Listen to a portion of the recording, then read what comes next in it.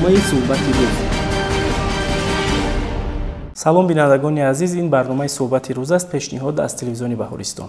پس از یک ماه خوانندگان به تحصیل 2022-2023 شروع میکنند و در پیشروی پدر و مادران، آموزگاران و خود خوانندگان تامین خوانندگان مؤسسه‌های تعلیمی با کتاب درسی می‌ایستد. بنابراین این تصمیم گرفتیم که صحبتی داشته باشیم با مسئولین ساحه مذکور. در استودیو ما را همراه هستند نجمی‌الدین زین‌الدین زاده، دیرکتور مرکز تهیه، نشر و معاملات کتاب‌های درسی وزارت معارف و علم جمهوری تاجیکستان. خوش آمدید.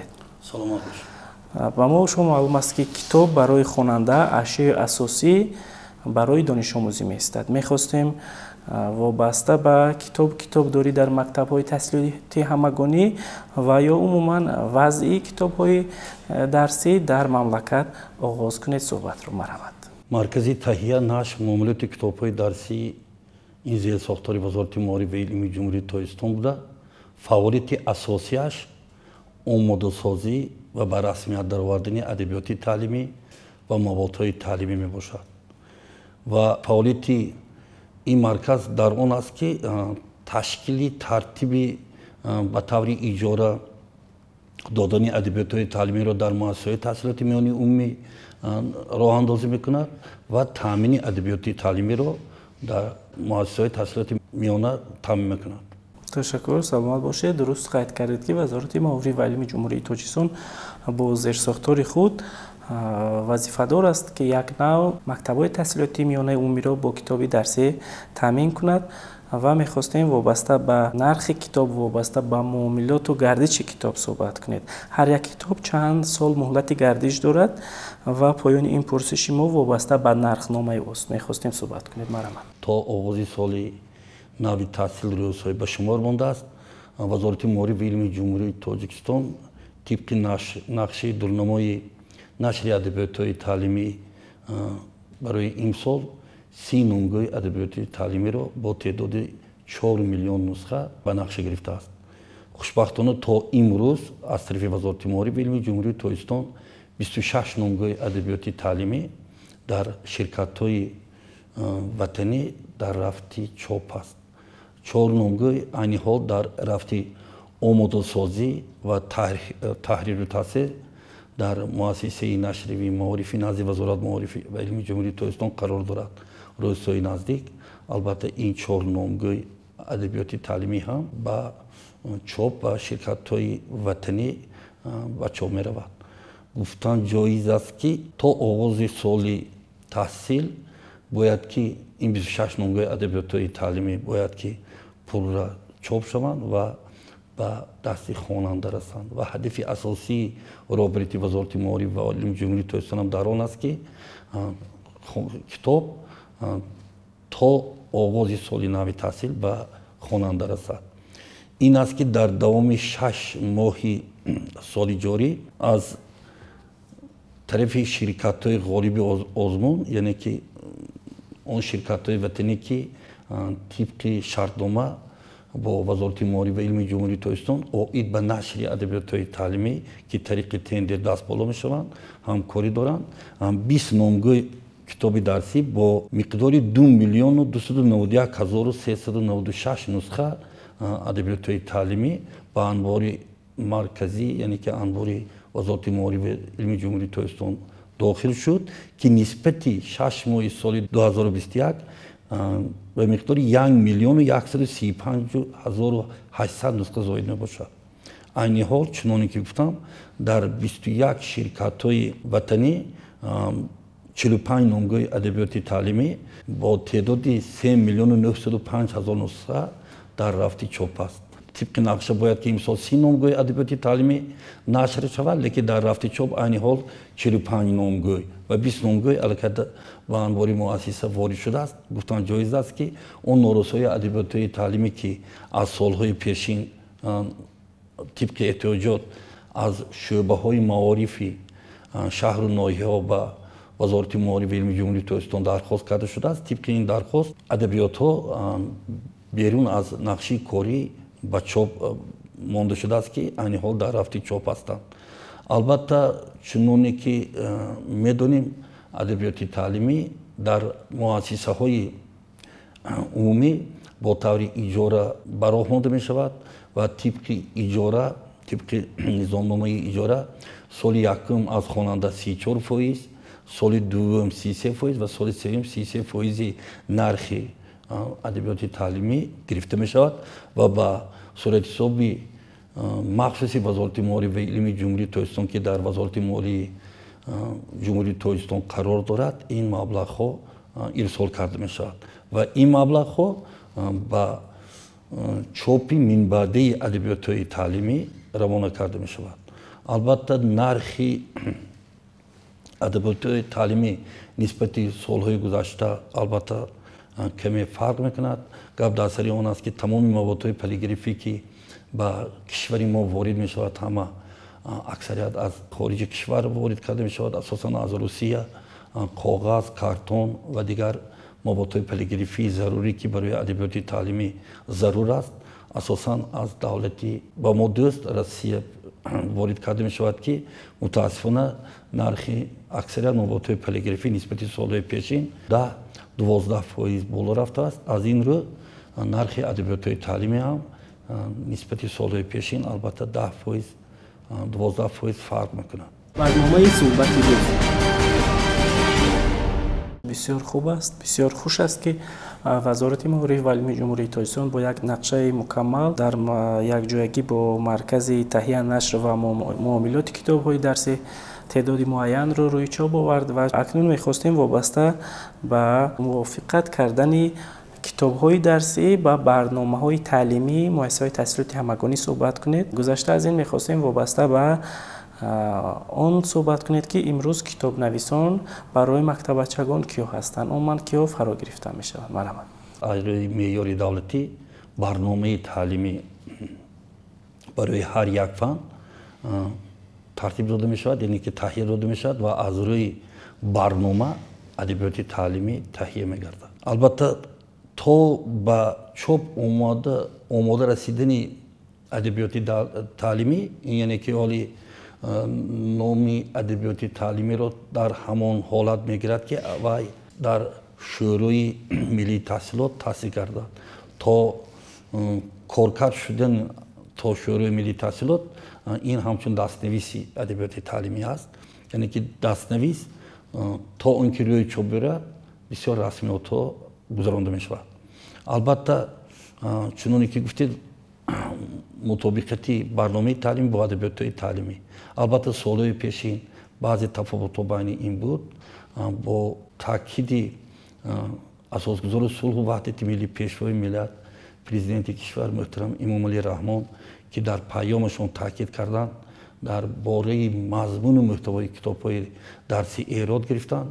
дар назди вазорати маориф ва илми ҷумҳурии Тоҷикистон гурӯҳи корӣ ташкил карда шудааст ва дар академияи таҳсилоти Тоҷикистон пажӯҳишгоҳи рушди маорифи назди вазорати маориф ва илми ҷумҳурии Тоҷикистон коршиносони алоҳида оид ба бознигарии мазмуну муҳтавои адабиётҳои таълимии амалкунанда ташкил карда шуданд. боиси бисёр ҳам хурсандӣ аст ки давоми як сол зиёда аз 45 номгӯи адабиётҳои амалкунанда аз ташхиси коршиносони гурӯҳи кори назди вазорати маориф ва он мақомотое ки дар назди вазорати маориф ва илми ҷумҳурии Тоҷикистон фаъолият мекунанд пурра таҷдиди назар карда шуд. чуноне ки гуфтем тафовутҳое ки байни барномаи таълимӣ ва адабиётҳои таълимӣ буд пурра барҳам дода шуд ва имрӯз адабиётҳои таълимӣ пурра ба барномаи таълимӣ ки аз тарафи муаллифони алоҳида ё ҳамон муаллифои китобҳои дарсӣ тартиб дода мешавад пурра мувофиқат мекунад. албатта дар бораи баъзе эродҳое ки оиди душворфаҳмии баъзе калимаҳо ё ҷумлаҳо албатта имрӯзҳо аз тариқи ин коршиносон корҳо рафта истодааст ва он ҷумлаҳое ки пештар душворфаҳм барои хонандагони синфҳои хусусан поёнӣ буд, имрӯз осонбаён бо тарзи осонбаён аз тарафи муаллифони китобҳои дарсӣ аллакай ислоҳ шуда бо таври талаботи полиграфӣ, яъне талаботи нашри адабиёти таълимӣ аллакай ҷавобгӯ шудааст. дар узвияти شورای ملی تحصیلات برای هر یک فن گروه‌های هماهنگسازی فعالیت میکنند. وقتی که از گروه هماهنگسازی این شورا پورا ارزیابی شدن دستنویس فرستاده میشد برای تصدیق تمام، یعنی که بنده نشر هدایت کردن به هیئت مشاوره وزارت معارف و علم جمهوری تاجیکستان.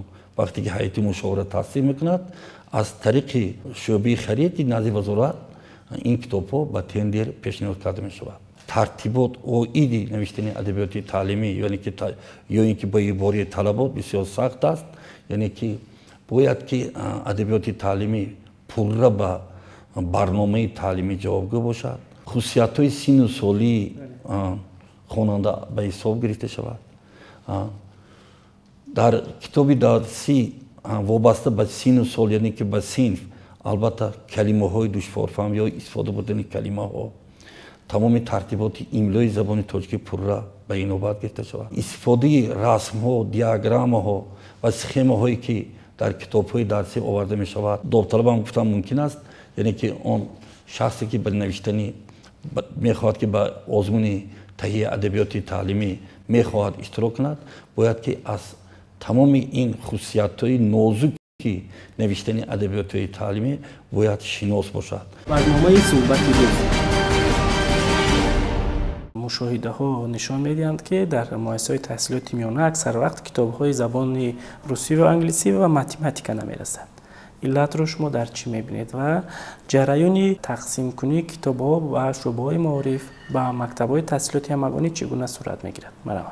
طی 2 سال اخیر تمام ادبیات تعلیمی برای مؤسسه تحصیلات میانه عمومی، یعنی که از زبان انگلیسی پورا تامین کرده شد. با فن زبان خارجی البته زبان انگلیسی، زبان آلمانی، زبان عربی و زبان فرانسوی وارد می شود. البته تامین مؤسسه تحصیلات میانه عمومی با زبان انگلیسی دوام 2 سال پورا تامین کرده شد.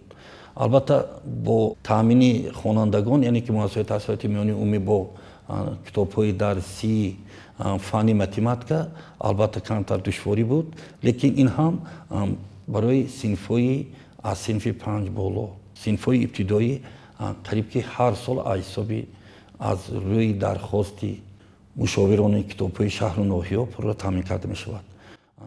کتابی این حال متماتیک صنف 5 در رفت چاپ است که طی 3 سال اخیر چاپ نشده بود و دیگر کتاب‌های فن‌های دقیقی از طرف درخواست تشکیل کرده می‌شود، البته تامین است. گفتن جایز است که با یک عباره باید که هم خواننده، هم تماشابین، هم من و هم تمام آموزگاران خوانندگان باید که به عمق انمی مسئله باید که صرفم روند، یعنی که شناس شوند که نشر ادبیات تعلیمی، یعنی که تامین ادبیات تعلیمی با کتاب‌های درسی طبق درخواستی مشاوران کتاب شهر و ناحیه ها تشکیل کرده می شود و اگر شهر و ناحیه ها نارسایی ادبیات تعلیمی رو در مؤسسه های تعلیمی با امور دقیق تحلیل نموده، اگر با امور دقیق معلومات، یعنی که معلومات یعنی که درخواست و وزارت معارف و علم جمهوری تاجیکستان پیشنهاد کنند، البته با ادبیات تعلیمی این شهر و ناحیه تامین کرده می شود. تنها در 6 ماه سال جاری از طرف وزارت معارف و علم جمهوری تاجیکستان 165 نامگاه کتاب درسی با مقدار 2,484,092 نسخه به شعبه های ریاست و شعبه های شهر و ناحیه کشور ارسال کرده شد که نسبت سال گذشته 13 نامگاه و به مقدار 1,203,860 نسخه زیاد است. یعنی که چقدر که درخواست دقیق با امور دقیق تحلیل کرده و وزارت معارف و علم جمهوری تاجیکستان پیشنهاد شده است، البته مرکز تهیه نشر و عمومیت کتاب‌های درسی طبق این درخواست‌ها البته ادبیات تعلیمی را تامین می‌کنند. چنانکه که گفتیم он китобҳое ки айни ҳол мо аллакай 165 номгӯи адабиётҳои таълимиро ин албатта омор дар нимсолии аввали ҳамин сол аст айни ҳол боз 45 номгӯи чуноне ки қайд кардем 45 номгӯи адабиётҳои таълимӣ дар рафти чоп қарор доранд.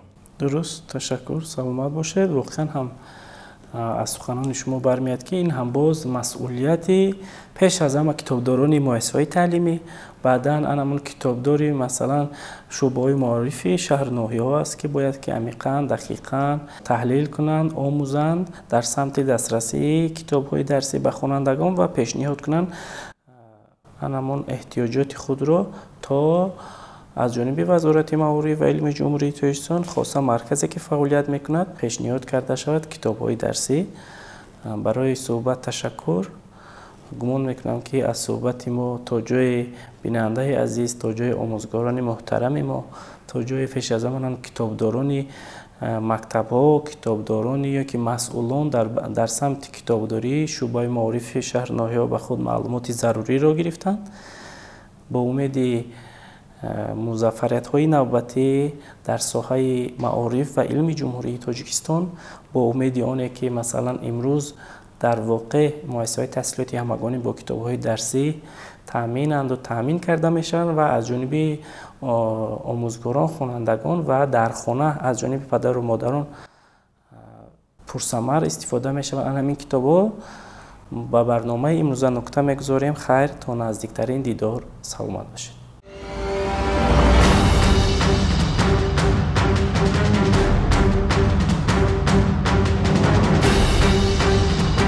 барномаи суҳбати рӯз.